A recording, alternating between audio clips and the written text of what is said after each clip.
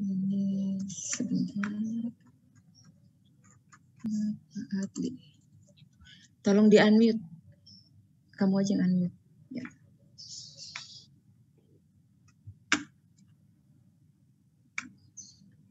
Ya, kepada Bapak Adli. Coba bisa di-unmute sendiri atau tidak?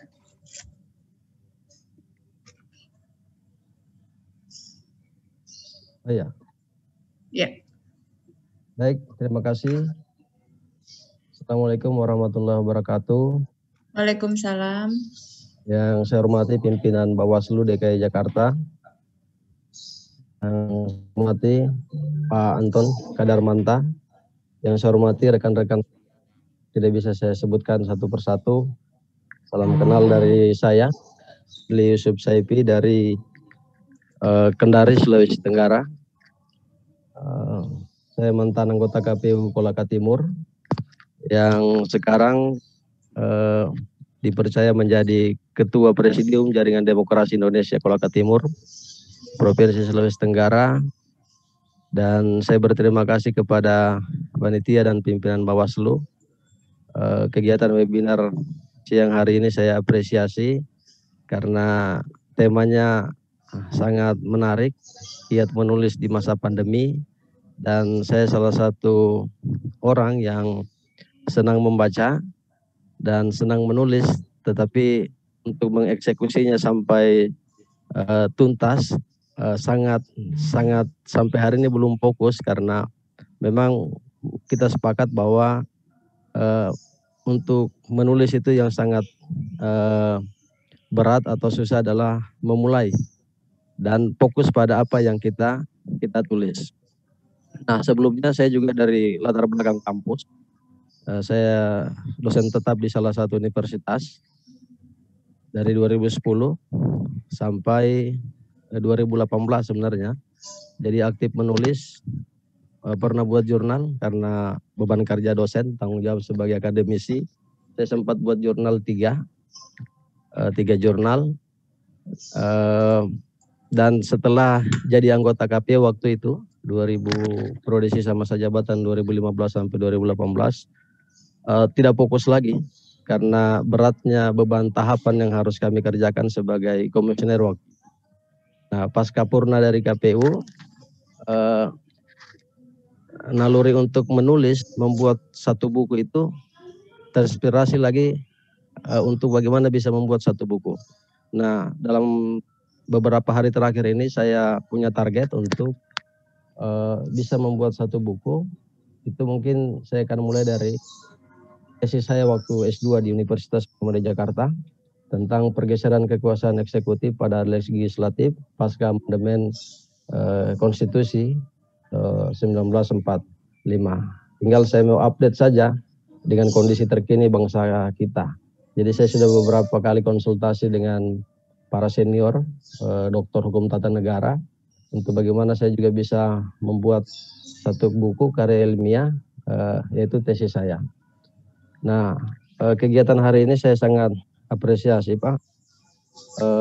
Memang saya sepakat apa yang Bapak sampaikan dari awal, Pak Anton Kadarmanta, bahwa kalau gagasan ide ini memang sudah banyak sebenarnya suka muncul untuk menjadikan suatu tulisan.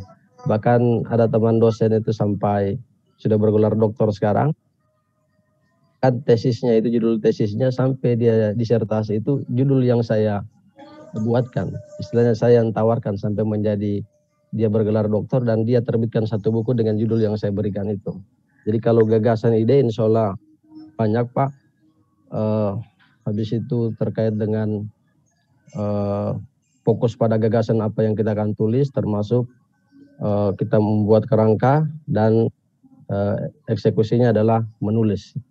Kiatnya seperti yang Bapak sampaikan, menulis dan menulis. Jadi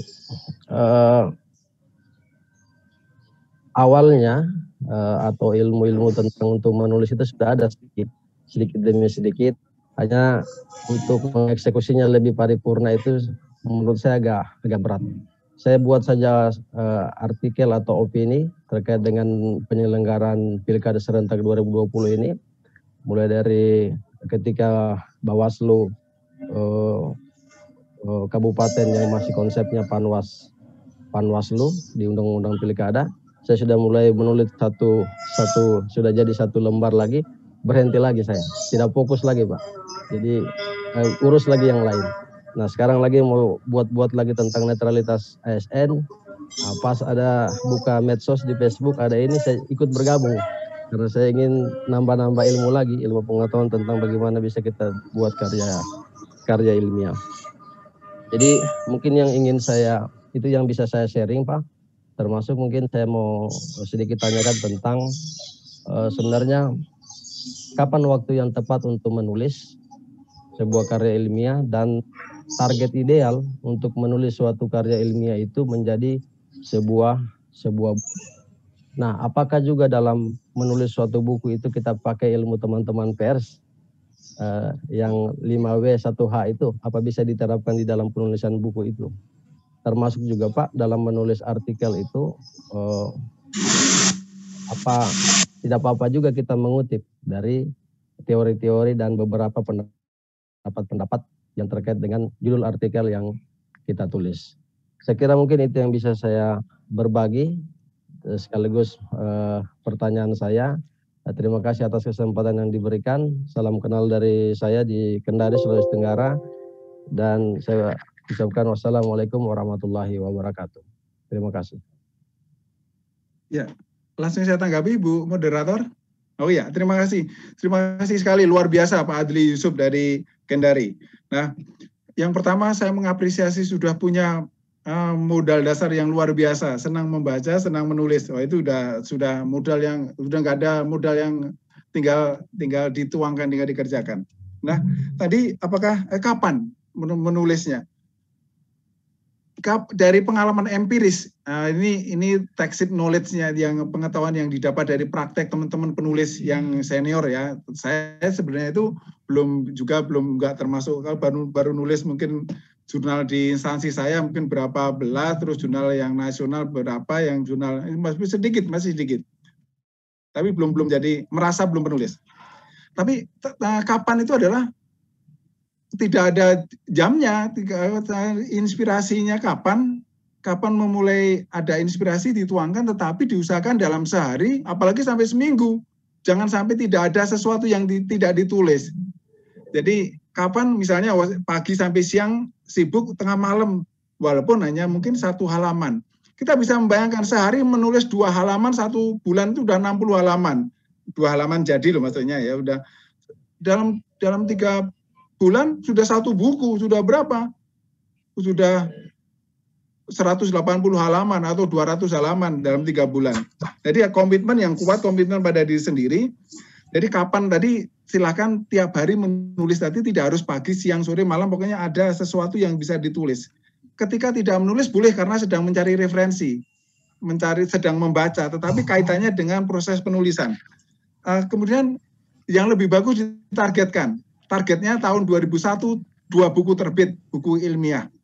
Yaitu 1 dari tesis yang saya bukukan. Tesis udah gampang, datanya sudah ada, mungkin dia dibuatkan buku. Bukan bentuk tesis, tapi dibentuk bukukan.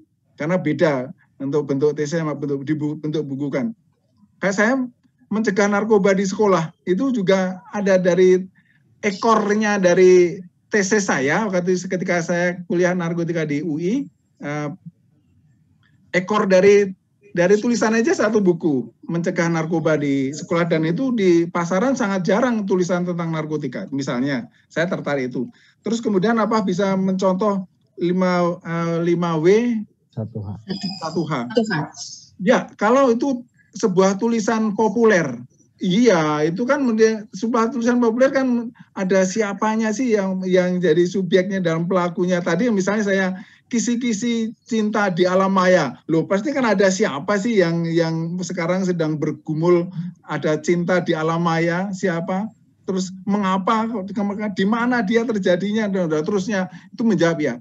Tetapi kalau tulisan ilmiah, bukan 5W 1H tadi, menjawab permasalahan hipotesisnya atau menjawab permasalahan fokus dan subfokus penelitian yang penting, terus kemudian dituangkan di dalam buku ilmiah. Terus kemudian mengutip, ya silakan, kalau tulisan ilmiah